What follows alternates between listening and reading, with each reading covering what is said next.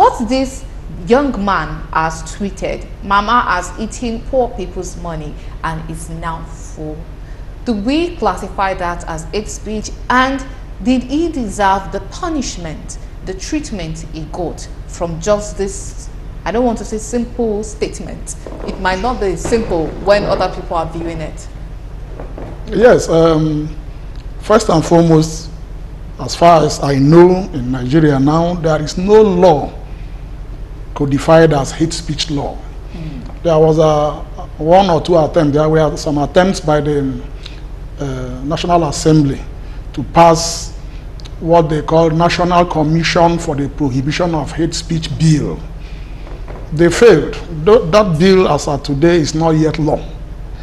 So if we're going to use the word hate speech, it's not, there is no law under that or with that tag, hate speech act or hate speech law, either at the federal level or in any state in Nigeria. So coming down to Adamu Mohammed. Adamu made a tweet. Aminu Mohammed, yes, made a speech, tweeted on his Twitter handle what you just said in Hausa. And pronto, agents of the state were sent to pick him up. This is a final year student of the Federal University of Dotse, environmental management. He was picked up down to Abuja. We had so many stories. The media space was agog over the past 2-3 weeks. How that he was maltreated, beaten, and subjected to all manner of cruel treatment. Some even went on to say that the First Lady also got involved personally in that treatment to the extent that while kicking the boy, she sustained an injury. So many stories. When you hear this kind of thing, so many things go out there. But suffice it to state that there are specific things that happened. There was a tweet by that boy. He was arrested, and then he was taken to court. Only Aminu will tell us what he went through. But the truth is, one, what Aminu tweeted that the First Lady or the wife of the President found offensive has provision in so many other legal instruments where she could ventilate her grievances without necessarily sending the agents of state to pick up that boy and then take him through the course of the harassment that he went through. Having not done that, I will say it outright that was a shameful act on the part of the wife of the president. If you could handle that, then what will you do to thousands of other people who keep saying one thing or the other about this government, about people in power? You see, there was something I saw recently by the former First Lady of the United States, Mrs. Michelle Obama, a video where she said something to the effect that they said the presidency will not change you. They said the presidency will reveal who you are. So it's not about people saying, for me, this guy got into power and has changed. No, he didn't. He never really changed. The truth is that power now reveals who he really is or who she really is. That is what I see about power. So looking at the so-called offense, in quotes, and the way it was handled, I don't think our people in power are serious. If that tweet by that boy far in Dutse could generate this kind of activity by the officials, paid officials of state, to go fish him out and bring him down to Abuja and subject him and finally charge him to court, this is taxpayers' money we're talking about here. Of course, at the end of the day on Friday, the charge was withdrawn.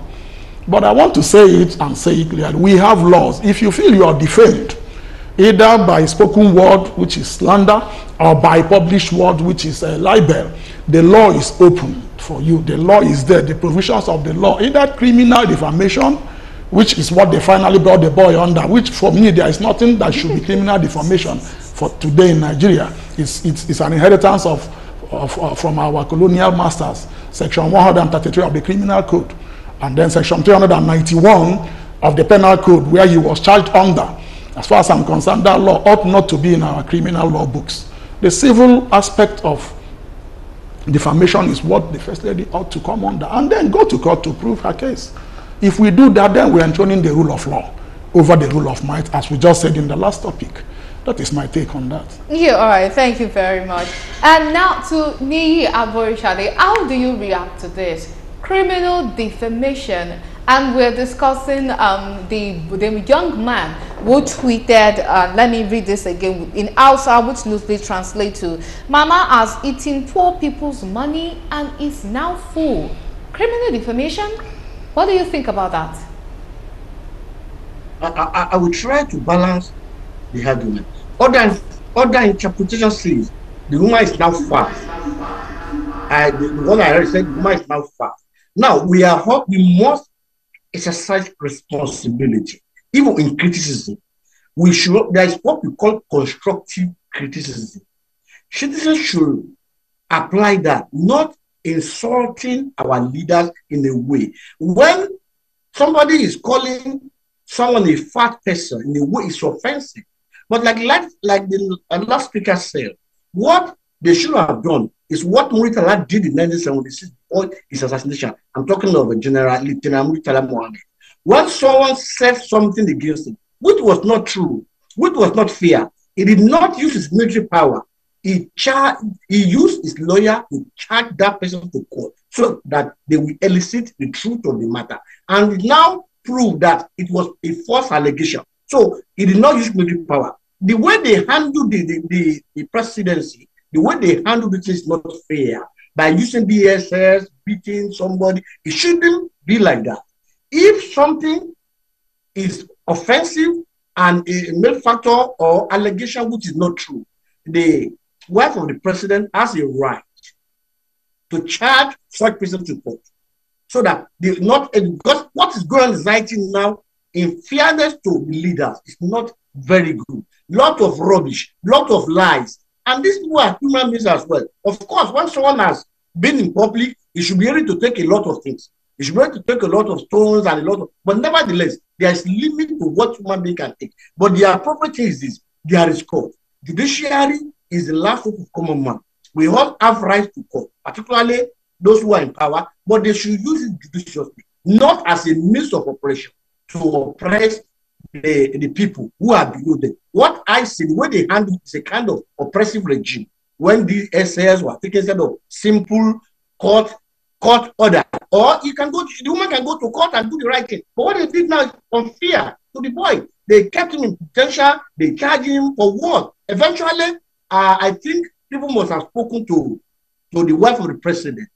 She has withdrew the charge, and the boy has now been released. But for future references, the appropriate thing to do is, if something is not right, then you can go to court to seek remedy, not using the agents of government to oppress the people, the ordinary citizen who has no means of even defending himself before these people. It is unfair. But nevertheless, I would charge everyone to be reasonable in whatever we are doing. We need to be constructive, not destructive criticism, and not creating lies around the leaders. I'm a human rights activist. But if you are fighting for the right of people, we should fight for the right of those who are in power as well. So not everything people are saying about them is right.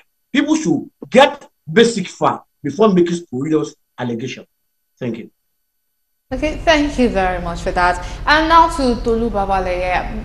You see, Nigeria as a country, our culture talks about respect for the elders, and in fact, there are some parts of the country who feel that whatever your leader says, you must abide by it, you must not question it, because they are there and then you're supposed to obey them. So when it now comes to holding our leaders responsible, we want them to account for how they've spent their time in office, the promises they've made, if they are keeping up with it and not. And we have to admit that currently a lot of Nigerians are angry. They are not happy with how things are. A lot of people are suffering. A lot of people have lost weight because of this current economic problem that we are having in Nigeria. And now, when it comes to holding our leaders accountable, where do we draw the line on what we say or what we don't say, so it does not come off as offensive? Well, the laws have specified everything. We have the right as Nigerians to demand for accountability from our leaders. to ask questions from our leaders. So amount of money or so issue. How did you treat it? Or how much did you realize from this? How did you spend the money? There are thin lines between questioning the integrity and making the issue to become an insult to whoever leader that felt insulted.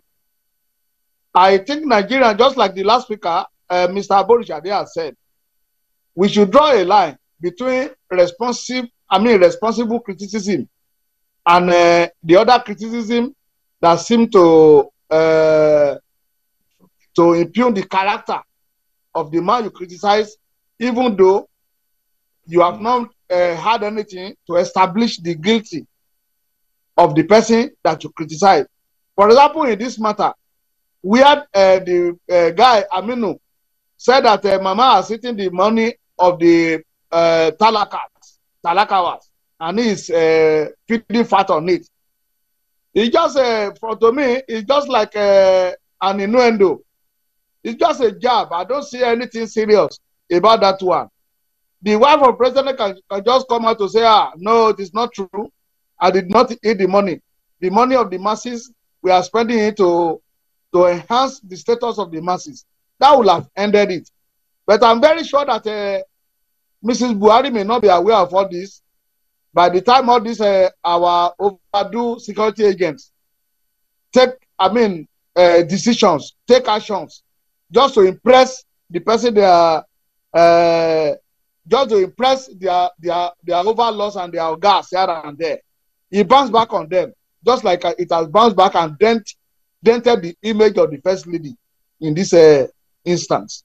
So I will just tell Nigerians to be careful in the way we criticize our leaders.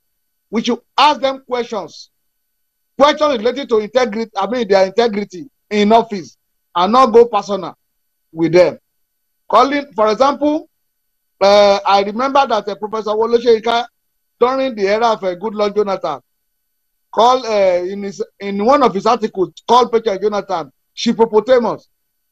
The woman did not do anything. She took it with equanimity, and that is how a mother of the nation should do. But I doubt if it is in this regime whether Professor Wole Soyinka will not have his day in court. All I want to say is that when you are a leader, you should know that you are put in a position of authority where you have very many heads, both cool and hot, to manage. You should know how to draw the line. Do not get angry unnecessarily about every jab or innuendo or what the lawyers call vulgar abuse in law of libel or law of slander. Like in this one, I do not see anything in it. When you say, you are eating our money, you are growing fat. It's just a jab, but taken too far.